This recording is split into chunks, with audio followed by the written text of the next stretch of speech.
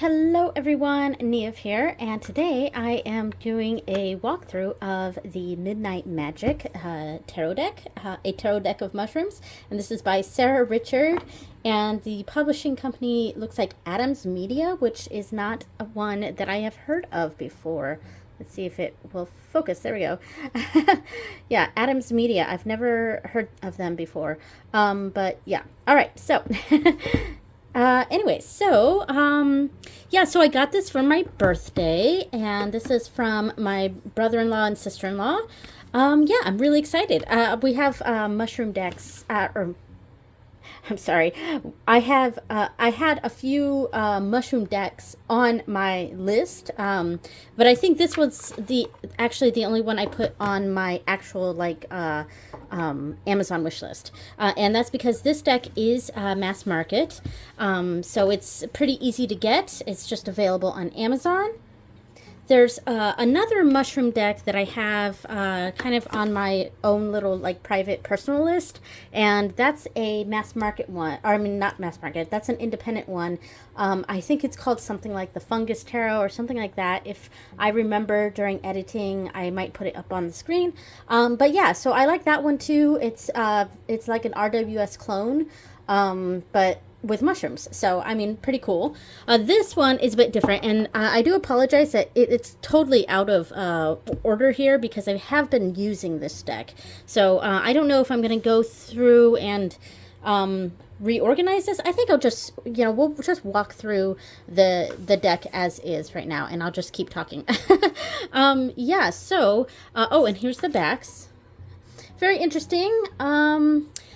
I think I would like more color in it. I think it's nice, but I think I'd like more color. And the cardstock itself, fairly thin. It's somewhat easy to shuffle. I've definitely had decks that are more difficult to shuffle than this. So it's kind of that in between, not the perfect shuffle, but not a bad shuffle. So there we go.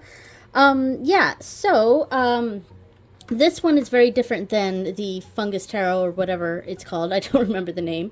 But because this one kind of just has really aesthetically pleasing pictures of mushrooms, which can be a plus or a minus. I mean, it's certainly beautiful. I mean, this is a gorgeous deck, and is definitely what drew me to this deck. But I have been using it for about a week and a half now as my nightly reader. I went ahead and kept it for this week. I used it all of last week, and then I kept it for this week. So I'm doing 2 weeks with this one. This one's really pretty. I love these. That's gorgeous. But I will say one of the negatives that I find about this deck is that the images on it are not very intuitive for me. I found that when I was using this deck, I was kind of just not even really paying attention to the picture and just using my rote memorization of what the RWS meanings were for the cards itself. So, I would pull the Six of Pentacles, and I'm not really looking at this image because I feel like I'm just not getting a lot from this sort of imagery. But I was just looking at the title and the aesthetics of everything instead of kind of getting an intuitive meaning from the card, from the imagery. So kind of just paying attention to just, doing my interpretations of the actual names of the cards. So I will say that has been a little bit of a negative. The book itself, let me go into that real quick. I mean, it's very meaty, and it goes over each card very well. There's a kind of an entry talking about this type of mushroom, which we can potentially see how it relates to the meaning of the card. And then there's some keywords for the upright, keywords for reversed, and a little short paragraph for each card. And it's even like that in the minors, so there's a smaller picture, so it's instead of 2 pages, it's 1 page. Yeah, and I've found that I've been opening the guidebook and kind of just reading the quick keywords and maybe the paragraph here. I think for me, I have a hard time dealing with a lot of wordiness with cards, but I have a general issue with reading.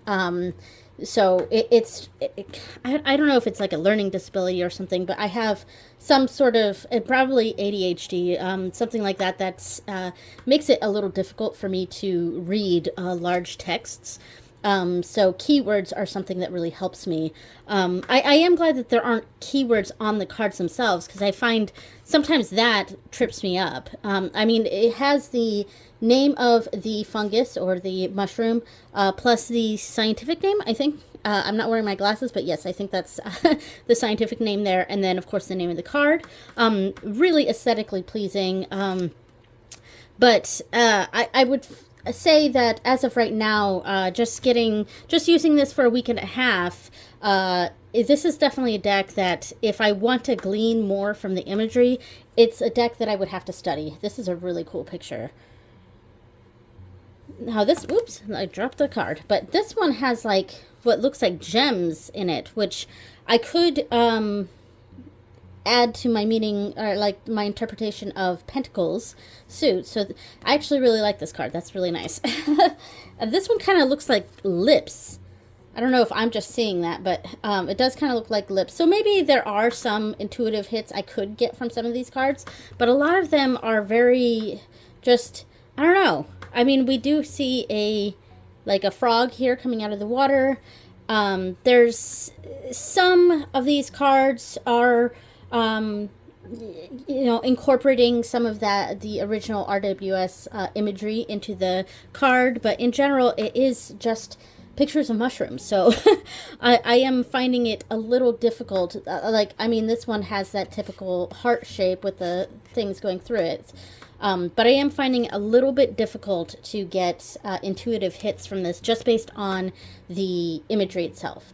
And I've mostly just been using my rote memorization and understanding of what each card means. So this one's gorgeous. That's really nice. And I wonder if this deck might do better for me in a different sort of way, instead of as like a daily reader, which is what I've been using it as for the past week and a half, just my nightly reader. Maybe it's easier for me to use decks that are a little more a little less interpretive. I don't know what I'm trying to say, but yeah. Anyway, so I think I might need to find a different way to use this deck besides a daily reader. I mean, the images are just gorgeous. I mean, this is beautiful. Look at this Page of Wands. That's gorgeous. And I love these ones where there's just a lot of color. Yeah, I really like the imagery of this deck is just stunning. I think I just need to find a different way to use this deck. It might be more of a spiritual reader, like less about mundane things and more about spiritual things. I'm not sure. We're getting near the end here. Eight of Wands.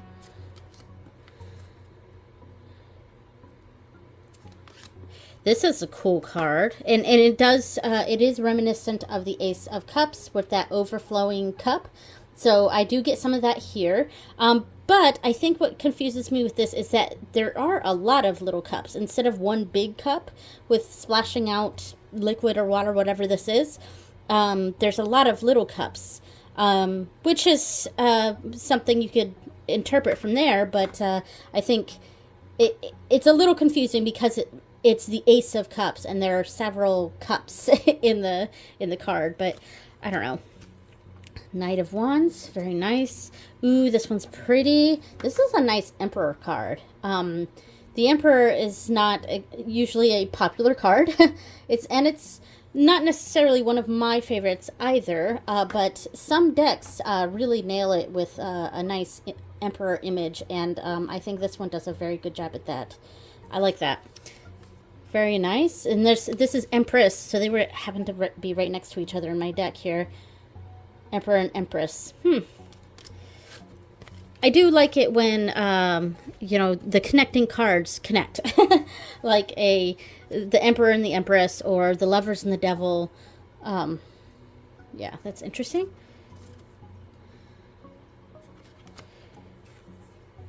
Five of Swords. Okay, so there's like, are these like snails or slugs on here? Slugs. Maybe they're attacking this. And there's something off in the distance. These are like people off in the distance. I'm not sure if I'm just seeing things, or are these, are there people and other cards in this deck? Because this is, interesting. Anyway, Five of Pentacles. Yeah, some of these are just a little too obscure for me to understand what's happening. This, I think, is very reminiscent of the Hierophant, because we got this, like, teacher sort of imagery here, and then these are almost like the students of the original card. So that's kind of cool. Hanged Man. Very interesting. Oh, and we kind of see that here, too, with the devil. We kind of got the devil, like, looming over these two other mushrooms here. And they're, like, tied together by this spider web. So, I mean, some of the cards definitely do evoke a sort of intuitive understanding, and I can see the meaning of the card in the card. But a lot of the cards, I don't. Here we're seeing other wildlife. There have been bugs and stuff here and there in the cards, but here we see an actual fox and some sort of bird, I think. I'm not sure if I'm just seeing something here. Is that a bird? Or, oh, wait, maybe it's not. But that's interesting, though. The Fool. I don't know how I might interpret this. Oh, the fox is eating that mushroom, so that, yeah, because that could be a dangerous thing to do, eating mushrooms without knowing what they are. We've got the Wheel of Fortune, Knight of Pentacles. So yeah, one of the reasons I was really into mushroom decks and wanted to get them, well, one, mushrooms are cool, but two, I mentioned this in my last video that mushrooms are kind of a sort of a thing in our family. Yeah, in my husband's family specifically. So it's just, it's a thing in our family. So I definitely feel drawn to the mushroom decks. There's a mushroom oracle too that I'm kind of interested in, but I have found that I'm not as into getting a lot of oracle decks. I mean, I did go through a little bit where I got lots of different oracle decks, but I've found that my interest in oracle decks has been waning a little bit. And yeah, all right, anyway, so those were all the cards, and I want to try to, speaking of oracle decks, I want to grab a few decks. Oh, before I do that, I want to try to shuffle this so that we can see. I gotta get under the camera for this. Sorry if my sound is a little bit different, because I'm kind of getting under the camera, so it is a bit of a stretch for me. But I am able to do that and do a little bridge. It's not as smooth of a shuffle for me, though. It's not a, it's not a very smooth shuffle, but I am able to do it with not too much pain or stretching of my hands. There's a little bit of a stretch, though. And the cardstock is flexible enough that I am able to usually bridge the cards. But yeah, all right, so I'm going to put that right here, and then I'm going to grab a few oracle decks. Oh, before I grab some oracle decks, I did also want to a little bit go over the book a little bit more thoroughly than I have already. Yeah, so here are the table of contents, and there's an introduction, how to use your midnight magic. So about the deck, how it came to be, and there are some spreads. Let's see what we got here. A 1-card spread, simple past, present, future, 3-card spread, a Celtic cross, pretty typical. There is a 6-card pentagram. That's kind of cool. So a significator in the center, and then 1, 2, 3, 4, 5, going clockwise around it. So that's it. That's it for the spreads. And we already sort of went over how they do each of the cards. Let's see if there's anything in the back. Major sources cited, so that's the sites, websites, about the author, and notes. All right, so that's it for the book. Nice. All right, so I pulled out like basically all of my Oracle decks, or almost all of them, but I don't think I'm gonna grab all of these because there's quite a few here. So I'm just gonna pick. I'm gonna randomly pick a few that I think might go the best because I don't want to have. I don't want to go through too many right now. And we could try doing different pairs in the future too. So let's separate it like that, like the typical pairing of decks here. And first I'm going to try to use the Memento Mori. And I don't have a bag for this yet. I'm looking forward to making a bag for this Midnight Magic deck here. I'm just going to do a quick shuffle like that. All right, so Oracle in the center. This seemed like it might be a good pairing, but just because of the, like, kind of the coloring, I think, goes well. So aesthetically, let's see. All right. How do we like this? So viewing table between the Page of Wands and the Ace of Pentacles. That's interesting. Kind of like that viewing table. I like this deck. Just making sure I'm not putting these upside down over here. Yeah, okay. So ladder between the Two of Cups and the Eight of Wands. Of course, this is also a deck that you kind of really need the guidebook for. Because, again, same sort of issue here, where I don't quite know what the meanings... I mean, I know what Ace of Wands is and the Hermit is, but the imagery itself doesn't exactly evoke, you know... Intuition, that's the word I was looking for. Intuition for me. So, yeah, but we've got Ace of Wands and the Hermit with Hourglass in between. Interesting. But having a better understanding of what an Oracle deck is saying may help me understand these cards and may bring a focus to it. All right, King of Wands and Six of Swords with Watch in the middle. Interesting. All right, so I do really like the coloring of this one. I think aesthetically this does look really nice together, and I'm not surprised by that. I think the aesthetic of the Memento Mori does go well with the mushrooms. But I will say, I think one thing I think doesn't work is the fact that, like I was saying, you kind of have to know what the meanings of these cards are. And then I feel like this deck would do better for me personally with an Oracle deck that has more keywords on them, if that makes sense. So a similar deck. We have the Hedge Witch's Oracle here. It's pretty similar. May or may not have the same sort of issue, but we'll see. And it's just, like it does contrast very well because this deck is mostly white, whereas the Midnight Magic is mostly black. But how do we feel about this? All right, so there is a keyword here which does help a little bit, and let me actually move these out. So we've got Brighten in between the Page of Swords and the Three of Cups. Interesting. We've got Clarity between the Nine of Wands and the Nine of Cups. I like this. This is really cool. I also like that we can connect some of these colors because that's what's nice about a deck like this that has very limited colors. And even the Midnight Magic kind of has some limited colors. It's not, there's some vibrance to it, but I think a lot of the vibrance is because it's so dark around the mushrooms themselves. So there is a color connection here that we could possibly read into. And then the next one here is Ephemeral between Queen of Swords and the Seven of Pentacles. I got this card, I think, last night. I do like this one because we do see a bird here that could add more energy here. In fact, we almost see the beak continuing here. And also another energy going off this way. So there are things that I could glean from this, I think. Caution between the Chariot and the Four of Cups. That's interesting.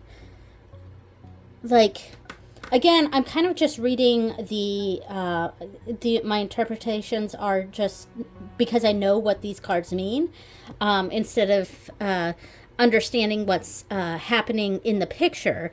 But I do think having the Oracle deck in the middle does help with this a bit. All right, we have Sustain between Strength and the Two of Pentacles. Nice. So I like this one more for practical use. I do think the other deck looked a little better, but I think practically this one was a little bit better. And this was the Hedge Witch's Oracle. Yes. All right, so let's find another one that I think might look good with this. Oh, let's do this one. And this I keep in a box. I don't have a bag for this one. This is the Brian Frode's Fairies Oracle. This is not a deck I use very often at all, but I've had it for, I mean, a really long time, over a decade. I've had this deck. I almost never use it though, but yeah. So this I feel like will look really good, and this sort of combination I think would do well if I was doing work with the good people, with the fairies, things like that. I definitely like the way this looks.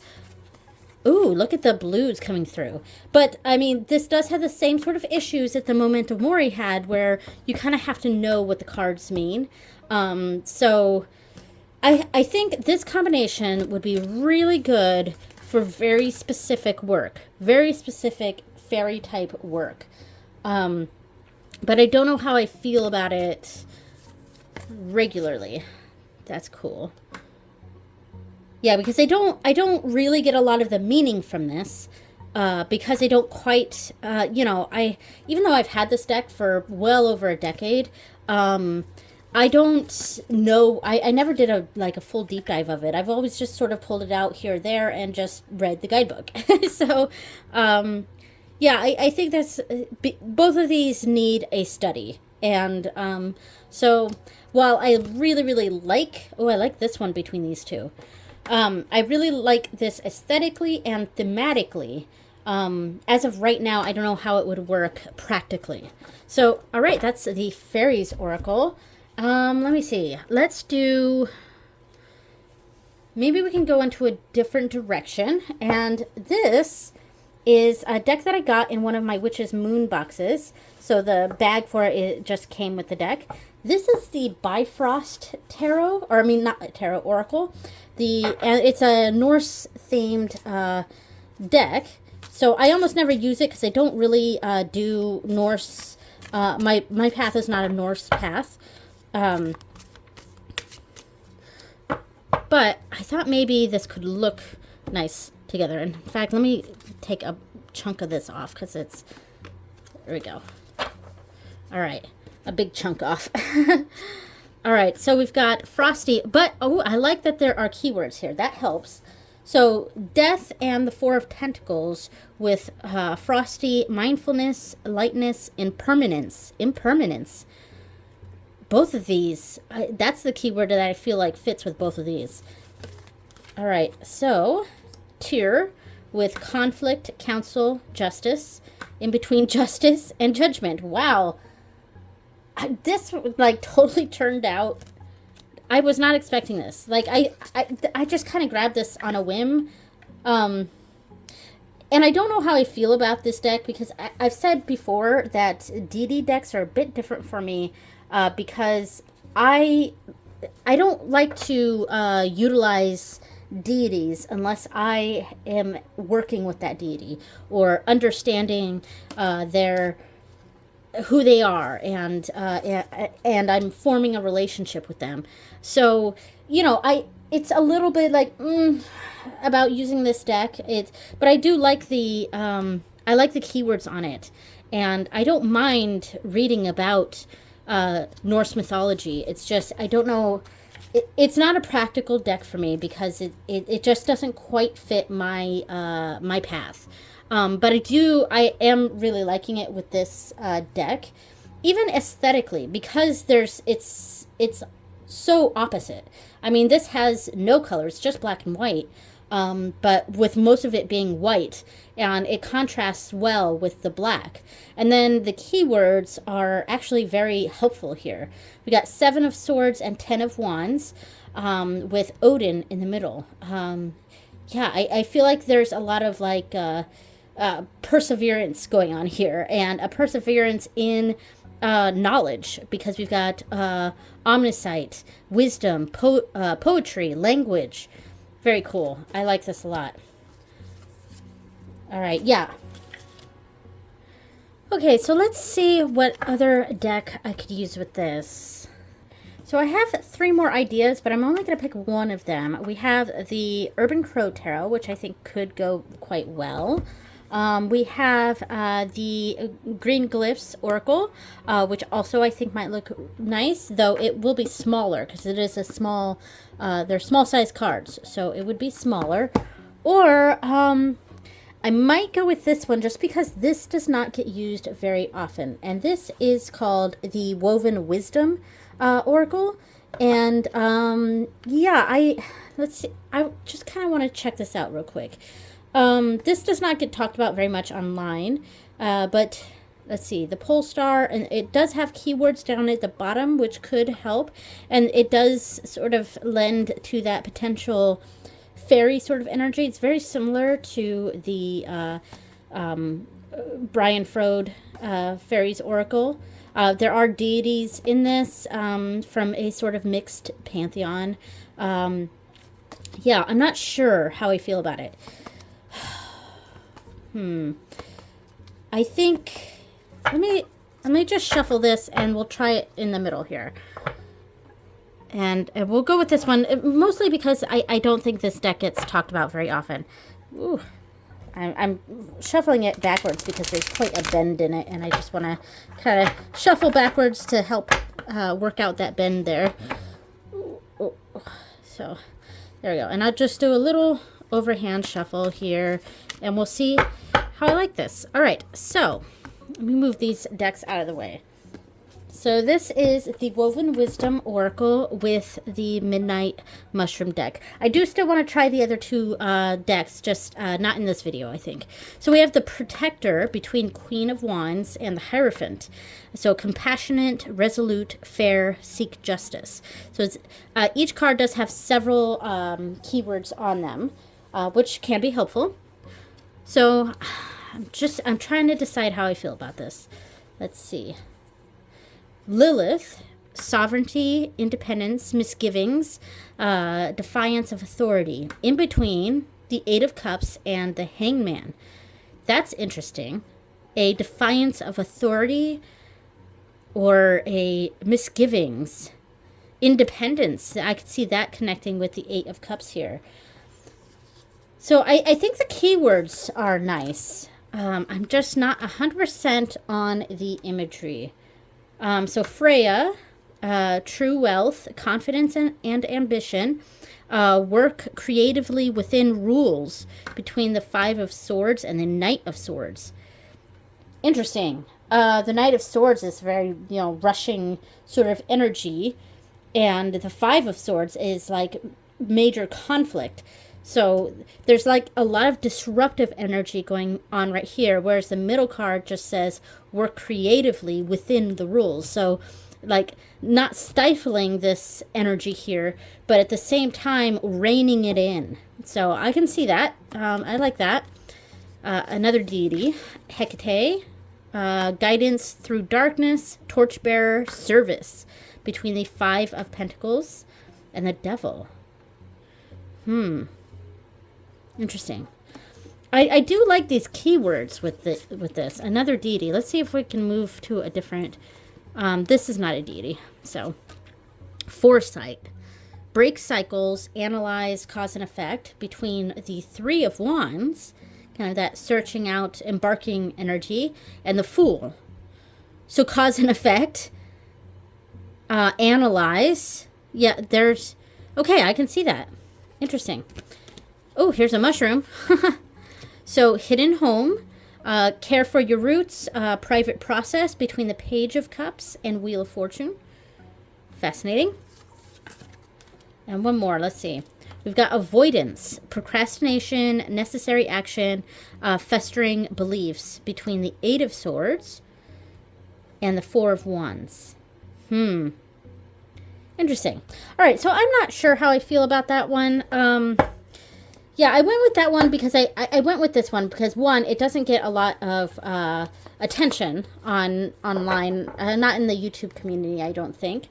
And also because I knew this one had keywords, and I think for me, when it comes to this deck, it's just going to work better for me to have keywords on the Oracle deck that I pair with this, unless I am really doing a deep dive, because I did think that the Brian Frode's Fairies was beautiful with this, and I am interested in combining these two decks for readings, especially having to do with the Fae folk and things like that.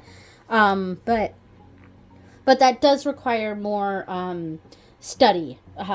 Whereas if I want to use a deck, two decks together for this, like an Oracle and this deck, on just a regular basis where I don't need to look up guidebook stuff, I think I would need a deck that has keywords on it. But yeah, so I do still have a bunch of other Oracle decks, but we'll try it maybe we'll try a different video doing like the deck dates that Krista does, or just general pairings.